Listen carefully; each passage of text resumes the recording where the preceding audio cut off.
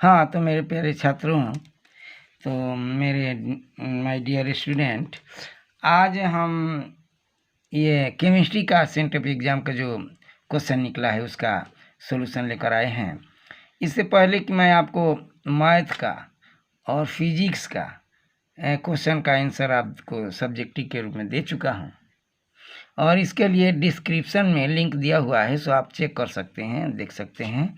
सो math और physics का तो दे चुका हूँ, शॉर्ट और लॉन्ग यानी सारे सब्जेक्टिव क्वेश्चन। और आज मैं आपके सामने लेकर आया हूँ केमिस्ट्री का सेंटर एग्जाम 2022 का शॉर्ट और लॉन्ग क्वेश्चन। हाँ, तो भाई चलते हैं। प्रश्न नंबर 1 से 20 तक में आपको 10 का ही उत्तर देना है और प्रत्येक के 2-2 अंक के हैं। तो आइए पहला क्वेश्चन हमारा क्या है, शॉर्टकी दोष क्या है। तो समान संख्या में ध्यानायन और ऋणायन के गायब हो जाने के से क्रिस्टल में उत्पन्न दोष को शॉर्टकी दोष कहते हैं। यह भी सरल रिक्तिका दोष की तरह घनत्व को घटा देता है, जैसे NaCl KCl इत्यादि में शॉर्टकी दोष होता है। तो अगला नेक्स्ट क्वेश्चन हमारा है, निम्नलिखित परिवर्तन कैसे उत्पन्न किया जा सकता है क्लोरोएथेन से ब्यूटेन। सो देखिए 2C2H5Cl 2Na, ये वुर्स रिएक्शन है, C4H10 2NaCl यानी ब्यूटेन का निर्माण होता है ना। तो क्या है, निम्नलिखित परिवर्तन से संपन्न किए जाने पर क्लोरोएथेन से ब्यूटेन, तो देखिए क्लोरोएथेन से ये ब्यूटेन प्राप्त हो गया है। अब हमारा नेक्स्ट थर्ड क्वेश्चन है, H3PO4 का संरचना सूत्र क्या है। तो सो आप देख लीजिए, ये संरचना सूत्र है, इसे बनाने की कोशिश करेंगे। हाँ, अगला ये ग्लूकोज के जलीय घोल का वाष्प पानी के वाष्प से कम क्यों होता है। भाई इसका क्वेश्चन हमने सही ढंग से नहीं दे पाया है। तो आगे चलते हैं, क्वेश्चन 5, खाद्य संरक्षक क्या है। खाद्य संरक्षक वे पदार्थ हैं जो भोजन को खराब होने से बचाते हैं, अर्थात हमेशा ताज़ा रखते हैं, जीवाणु एवं फंग से रक्षा करते हैं, जैसे नमक, चीनी, सिरका, धूप में सुखाना, फ्रिज में रखना इत्यादि। हाँ, तो फ्रिज में, हाँ तो ये है फ्रिज में रखना इत्यादि। अब ये वर्जन क्या है, ये नेक्स्ट क्वेश्चन है 6 से। वायु की सीमित मात्रा में अयस्क को उसके गलनांक से नीचे गर्म करने की क्रिया वर्जन कहलाती है, जैसे CuFeS2 + O2 Cu2S 2FeS और SO2, इसमें SO2 का निर्माण होता है। हाँ, तो छात्राओं, इससे पहले कि मैंने फिजिक्स और मैथ का जो सब्जेक्टिव क्वेश्चन डाला है, उससे बहुत से हमारे छात्र छात्राएँ मोटिवेट कर रहे हैं, और उन्हीं मोटिवेशन के चलते मैं बहुत मेहनत करके और ये केमिस्ट्री का भी सोचा कि बनाऊं, और उसकी कुछ छात्रों ने मांग भी किया है, तो उसे उनकी इच्छा पूर्ति के लिए मैंने सोचा कि इसे भी बनाकर दे दूं। तो इसके लिए भाई मुझे बहुत परिश्रम करना पड़ता है। हाँ, तो थोड़ा आप लोग मोटिवेशन के लिए मुझे लाइक और सब्सक्राइब करते रहें, अपने साथियों में शेयर करते रहें, और इसी मोटिवेशन के चलते मेरा मनोबल ऊंचा होता रहा है, और मैं इसे आगे और भी करने के लिए तत्पर हो गया, और इसीलिए आज फिर हमने आपके सामने ये केमिस्ट्री का भी क्वेश्चन को सॉल्व करके दे रहा हूँ। तो आइए, नेक्स्ट क्वेश्चन है, एंजाइम उत्प्रेरण क्या है, उदाहरण के साथ समझाएं। तो एंजाइम द्वारा उत्प्रेरण एंजाइम उत्प्रेरण या जैव रासायनिक उत्प्रेरण कहलाता है। नाइट्रोजन के जलीय कार्बनिक पदार्थों को एंजाइम कहा जाता है। एंजाइम उच्च अणुभार वाले प्रोटीन हैं, ये जीवों में रहने वाली क्रियाओं को उत्प्रेरित करते हैं, जैसे स्टार्च, NH2 डाइस्टेस और NC2H12OH11 माल्टोज शर्करा है। और एक और एग्जाम्पल है, एंजाइम माल्टोज से जो माल्टोज शर्करा को ग्लूकोज में बदल देता है, जैसे ये रिएक्शन आपको दिया गया है। हाँ, फिर अगला हमारा, हाँ तो हमारा नेक्स्ट क्वेश्चन, यानी लैंथेनाइट संकुचन क्या है। लैंथेनाइड तत्वों के जब परमाणु क्रमांक बढ़ता है तो नाभिक के साथ आकर्षण भी बढ़ता जाता है। अतः नाभिकीय आकर्षण के कारण परमाणु त्रिज्या में कमी आने लगती है और परमाणु का आकार कम होने लगता है। अतः परमाणु संकुचित होने लगता है, यानी छोटा होने लगता है। इसे ही लैंथेनाइड संकुचन कहते हैं। हाँ, आगे देखिए नेक्स्ट 10th क्वेश्चन। प्रथम कोटि की अभिक्रिया का वेग स्थिरांक 200 सेकेंड पर सेकेंड है, तो इस अभिक्रिया का अर्धकाल क्या है? तो अर्धकाल का ये फॉर्मूला होता है 0.693/लेमडा। लेमडा क्या है? वेग स्थिरांक है, और वेग स्थिरांक का मान तो यहाँ 200 दिया है, सो इसको बाटा करके ये भाग देने पर ये हमारा आंसर आता है। हाँ तो भाई मैं उम्मीद करता हूँ कि आप लाइक सब्सक्राइब कर लिए होंगे और अपने छात्रों को भी इसमें शामिल किए होंगे। तो इसके लिए बहुत बहुत धन्यवाद, और मुझे मोटिवेशन भी करते इसी तरह रहिए, कुछ कमेंट भी करते रहें। और इस तरह से मैं अपने इस चैनल पर free education by Ansari sir, इस जो चैनल है हमारा, उस चैनल पर फिजिक्स के जितने भी क्वेश्चन 10 साल 11 साल के अंदर आए हैं भाई, उन सारी क्वेश्चन को बहुत अच्छे ढंग से और बहुत फिगर के साथ मैंने समझाया है। अगर आप चाहें तो उसे आसानी से जाकर देख सकते हैं। हाँ, और वो भी है जो क्वेश्चन हमने फिजिक्स का जो अपने चैनल पर वीडियो बनाकर डाला है, वो क्वेश्चन बिल्कुल चैप्टर वाइज चैप्टर हमने डाला है। आप देख सकेंगे प्लेलिस्ट में जाकर कि किस चैप्टर में कौन कौन से वीडियो हैं, कितने वीडियो हैं। सो आप इसे भी आप देखेंगे तो आपको बहुत ज़्यादा फ़ायदा हो सकेगा। सो देखिए, और देखने के ही लिए तो डाला गया है, और इससे क्या होगा कि मेरा परिश्रम मेहनत कामयाब हो जाएगा, क्योंकि मैं आप ही लोगों के लिए ये मेहनत कर रहा हूँ। हाँ तो भाई आते हैं 11वां प्लस हमारा 11वां प्रश्न है, ग्लाइकोसाइडिंग बंध से आप क्या समझते हैं? तो अम्ल या एंजाइम की उपस्थिति में जब डाइसेकेराइड का जल अपघटन करवाया जाता है तो दो समान या असमान मोनोसेकेराइड प्राप्त होते हैं। दोनों मोनोसेकेराइड एक दूसरे से ऑक्सीजन के माध्यम से बंधे होते हैं। ऐसा ही बंध ग्लाइकोसाइडी बंध कहलाता है। जैसे स्टार्च तथा सेलुलोज में ऐसा ही बंधन पाया जाता है। हाँ तो भाई अब अगला हमारा नेक्स्ट क्वेश्चन है, दिए गए यौगिकों के आईयूपीएसी नाम लिखें। तो इसका आईयूपीएसी नाम है, देखिए पहला का आईयूपीएसी नाम है क्या? 4 को हम टेट्रा बोलते हैं, ये एमीन है, और ये क्लोरीन डाई है तो डाईक्लोरो कहेंगे, डाईक्लोराइडो हो, और ये कोबाल्ट है, और ये लास्ट में क्लोराइड है, थर्ड इसका है। तो tetra amine dichlorido cobalt third chloride, इसका पूरा नाम हो गया। तो फिर आगे देखते हैं इसका नाम क्या होगा, K3FeCN6। तो देखिए भाई ये है पोटेशियम, और ये है 6 हेक्सा, और 6 साइनो, CN साइनो हो गया। तो hexa cyano potassium hexa cyanoferrate third, इस तरह से इसका आईयूपीएसी नाम हुआ। हाँ तो मेरा अब नेक्स्ट क्वेश्चन है, एसिटिक अम्ल को मिथाइल एमीन में कैसे परिवर्तित करेंगे?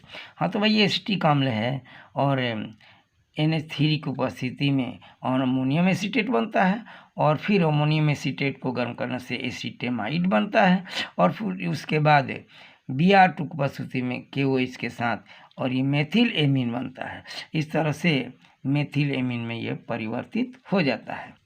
हाँ तो भाई अब आपको तो सिर्फ 20 में 10 प्रश्न का ही आंसर देना था, लेकिन हमने कुछ अधिक कर दिया कि आपको जो आसानी लगे उसी को आप एग्ज़ाम में लिख सकें, याद कर सकते हैं। तो इसीलिए अब कुछ अधिक भी हैं, ये टोटल तो नहीं मैंने बनाया है, कुछ छोड़ भी दिया है, लेकिन जितना बनाया है वो आपके आवश्यकता से अधिक बना दिए हैं। तो देखिए फिर अगला नेक्स्ट है 15 क्वेश्चन, उत्कृष्ट गैसों का गलनांक एवं क्वथनांक बहुत कम होता है, क्यों? समझाइए। तो उत्कृष्ट यानी अक्रिय गैसों का गलनांक एवं क्वथनांक बहुत कम होता है। इसका कारण यह है कि इनके परमाणुओं के बीच कमजोर बल कार्य करता है। हीलियम का क्वथनांक तो ज्ञात सभी तत्वों से कम होता है, यानी कमजोर बल होने के कारण ही इनका क्वथनांक और गलनांक कम होता है। फिर नेक्स्ट क्वेश्चन हमारा है, निम्नलिखित तत्वों का इलेक्ट्रॉनिक विन्यास लिखें। तो भाई इलेक्ट्रॉनिक विन्यास लिखने के लिए सो आप देख लीजिए, ये स्कैंडियम 21 है, तो 1:2, 2:2, 2p6, 3:2, 3p6, 4:2, 3d1, यानी फर्स्ट ऑर्बिट में 2 और दूसरे सेल में ये 6 2 8, तीसरे सेल में 6 2 8 और एक ये 9 और चौथी कक्षा में 2, यानी इस तरह से इसका विन्यास हुआ। फिर Cu29 इसका विन्यास हमको करने के लिए 1:2, 2:2, 2p6, 3:2, 3p6, 4s1 और 3d10 और इसका विन्यास हुआ प्रथम कक्षा में 2, दूसरे कक्षा में 6 2 8, तीसरे कक्षा में 2 6 2 8 10 18 और ये चौथा कक्षा में 1। हाँ, तो इस तरह से। हाँ भाई, तो आप तो भूले नहीं होंगे, क्योंकि मैं आपसे कोई शुल्क या पैसा रुपया तो मांगता ना हूँ। फिर तो यही कहता हूँ, केवल सब्सक्राइब और लाइक कर दीजिए, अपने दोस्तों को भी इसमें शामिल कीजिए, ताकि मैं अपना मेहनत जो कर रहा हूँ वो मेरा मेहनत सफल में आ जाए, मैं सफल हो सकूं, मेरा मेहनत कामयाब हो जाए। तो आइए अगला नेक्स्ट क्वेश्चन है, सफ़ेद जेडेनो ठोस को गर्म करने पर पीला क्यों हो जाता है? तो जेडेनो ठोस को गर्म करने पर ऑक्सीजन की कमी हो जाती है तथा ऋणायनों में रिक्त स्थान इलेक्ट्रॉनों द्वारा ग्रहण किए जाते हैं और वह प्रकाश अवशोषित करके पीला रंग से रंगीन हो जाता है। यही कारण है कि सफ़ेद जेडेनो को गर्म करने से पीला हो जाता है। हाँ, तो भाई मेरा नेक्स्ट क्वेश्चन है, मेथेनॉल तथा इथेनॉल में क्या अंतर है, स्पष्ट करें। तो इसके लिए देखिए परीक्षण हम कैसे कैसे करने वाले हैं। यह है मेथेनॉल और यह है इथेनॉल। तो हाइलोफार्म से अभिक्रिया कराते हैं, तो कोई अभिक्रिया जब नहीं होती है तो वो मेथेनॉल है, और पीला क्रिस्टल बनाता है तो इथेनॉल है। और फिर फास्फोरस से हाइड्रोजन आयोडाइड के साथ अभिक्रिया कराने से मेथेन बनता है, मेथेनॉल से मेथेन बनता है और इथेनॉल से एथेन बनता है। और ये तीसरा है ऑक्सीकरण, ऑक्सीकरण कराने से फॉर्मल्डिहाइड बनता है, मेथेनॉल से फॉर्मल्डिहाइड बनता है और एथेनॉल से एसिटल्डिहाइड बनता है। सो आपने देखा कि इसमें अंतर मैंने लिख दिया, 2 नंबर का था, तो 2 अंतर भी आप आसानी से लिख सकते हैं, जबकि मैंने 3 आपको अंतर दिया है। आइए नेक्स्ट क्वेश्चन, ये 20वां है, ओजोन O3 एक प्रबल ऑक्सीकारक की तरह क्यों क्रिया करता है? यह आसानी से नवजात ऑक्सीजन मुक्त करती है। O3 O2 + O यह नवजात ऑक्सीजन बनाता है, और नवजात ऑक्सीजन मुक्त होने के कारण ही, क्योंकि नवजात ऑक्सीजन ही तो ऑक्सीकारक का कार्य करते हैं, यह प्रबल ऑक्सीकारक की तरह कार्य करती है तथा O2 भी मुक्त करती है। हाँ, तो भाई अब शॉर्ट क्वेश्चन तो मैं अब जितना था उतना मैंने लिखा, टोटल तो नहीं बनाया, कुछ छोड़ भी दिए हैं, क्योंकि अब कितना बनाएं और समय का भी अभाव है। तो आइए चलते हैं अब लॉन्ग क्वेश्चन की तरफ।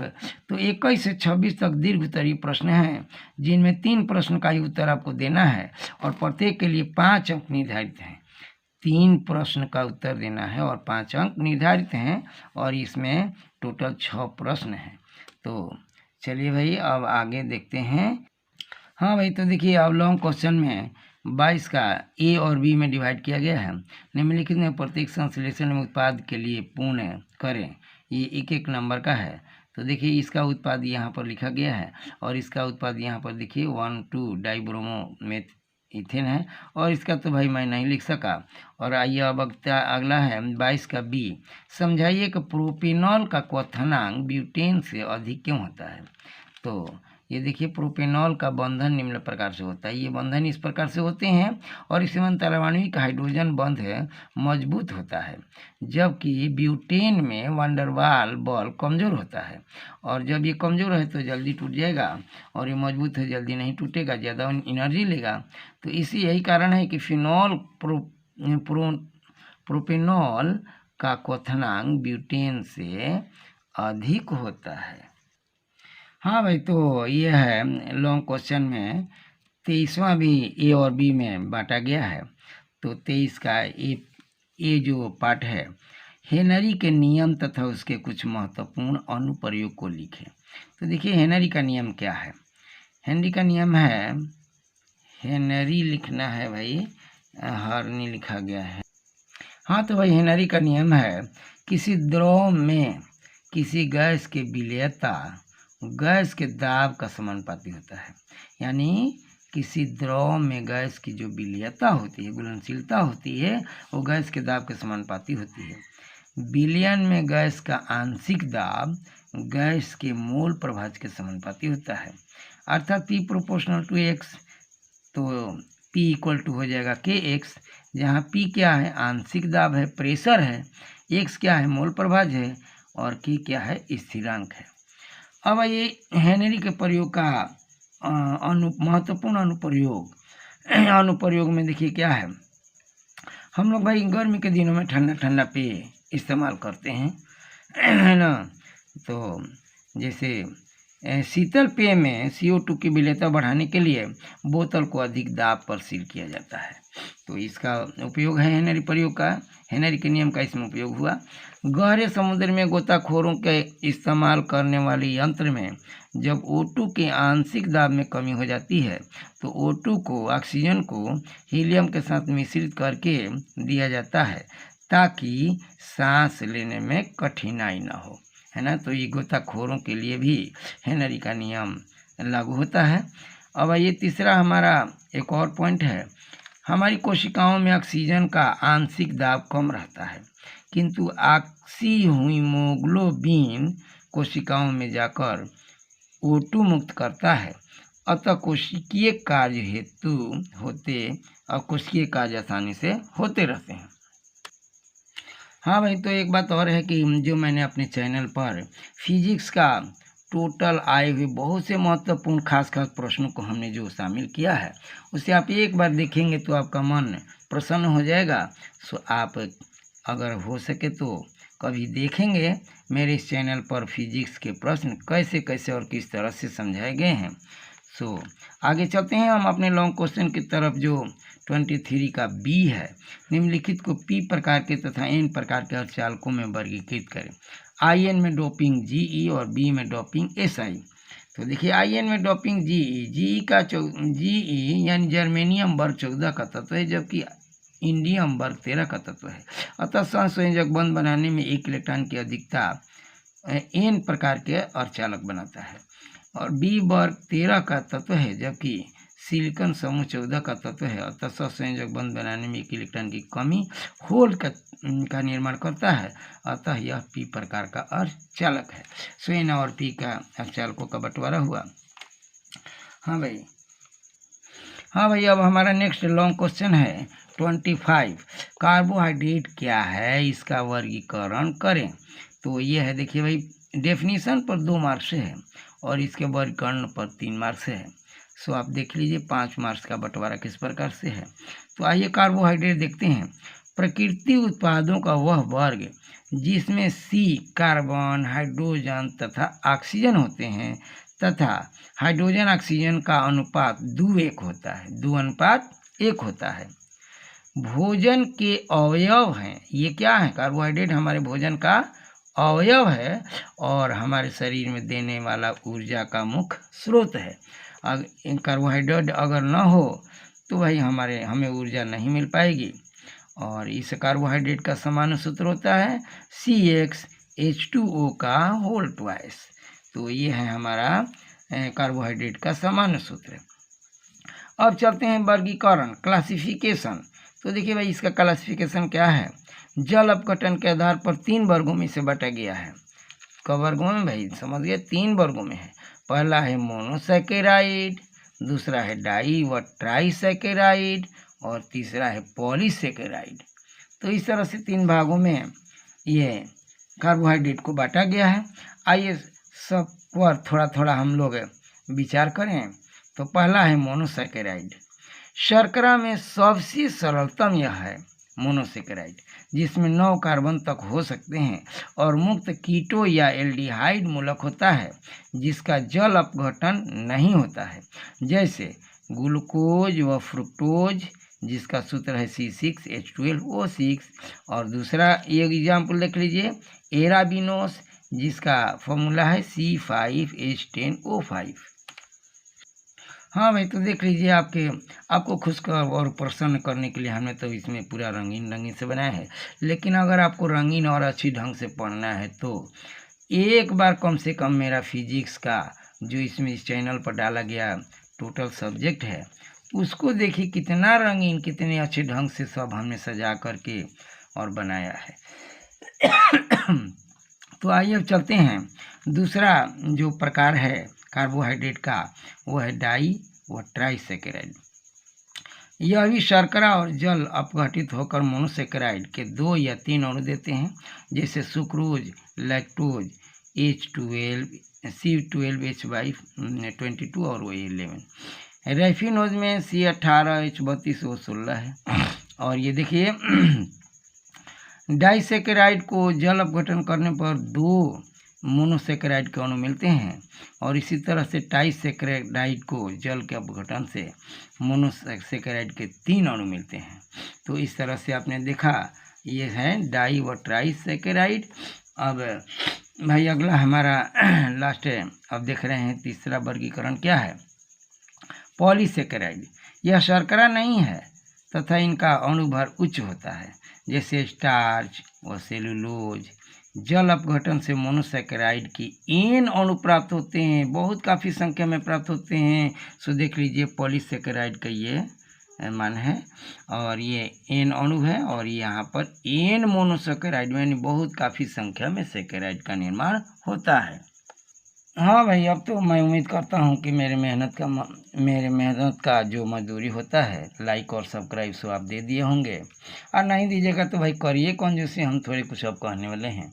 तो आइए चलते हैं भाई, अगला हमारा 26 है, लास्ट क्वेश्चन है, और निम्नलिखित में से प्रत्येक के लिए वैद्युत अपघटन से प्राप्त उत्पाद बताइए। 3 नंबर का है, सिल्वर इलेक्ट्रोड के साथ AgNO3 का और जलीय विलयन, प्लेटिनम इलेक्ट्रोड के साथ AgNO3 का जलीय विलयन, और तीसरा है प्लेटिनम इलेक्ट्रोड के साथ CuCl2 का जलीय विलयन।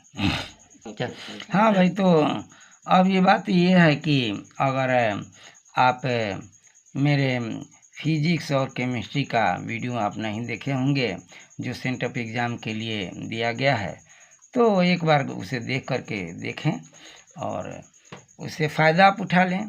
तो देखिए अब अगला इस प्रश्न का जवाब हमारे पास क्या है। पहला था कि सिल्वर इलेक्ट्रोड के साथ AgNO3 का जलीय विलयन से के विघटन से आपको क्या उत्पाद मिलता है। तो देख लीजिए AgNO3 एक्वस है, और Ag+NO3 माइनस में H2H प्लस और OH माइनस में विभक्त होता है, और एनोड पर Ag+ और कैथोड पर Ag मिलता है ना। इस तरह से ये उत्पाद हमारा मिलता है। और फिर दूसरे में देखिए, दूसरे में है प्लेटिनम इलेक्ट्रोड के साथ AgNO3 का जलीय विलयन के जल अपघटन से क्या उत्पाद मिलता है। तो से देख लीजिए, इसमें कैथोड पर सिल्वर आयन अपचयित होकर सिल्वर धातु जमा होगी, और एनोड पर NO3 माइनस होगा। तीसरा देख लीजिए, प्लेटिनम इलेक्ट्रोड के साथ CuCl2 का जलीय विलयन से क्या उत्पाद मिलता है। तो कैथोड पर पहले Cu2+2Cl minus H2O H+OH minus में टूटता है, कैथोड पर Cu जमा होने लगता है, फिर 2 इलेक्ट्रॉन ग्रहण करके Cu में बदल जाता है, और एनोड पर O2 गैस मुक्त होती है। हाँ भाई, तो अब 26वां लास्ट क्वेश्चन का हमारा बी प्रश्न जो है, 20 भाग जो है उसका देखिए। प्रथम कोटि की अभिक्रिया की अर्धायु 10 सेकेंड है, यानी अभिक्रिया की अर्धायु 10 सेकेंड है। अभिक्रिया को अपनी सांद्रता से 1/16वां भाग रह जाने में कितना समय लगेगा, यानी विखंडित होते होते 1/16वां भाग रह जाने में कितना समय लगेगा। तो मान लिया कि प्रारंभिक सांद्रता A है तथा T सेकेंड के बाद सांद्रता A/16 रह जाती है। तो ये फॉर्मूला हमारे पास है भाई, T बराबर 2 × 303/K log A/A-x।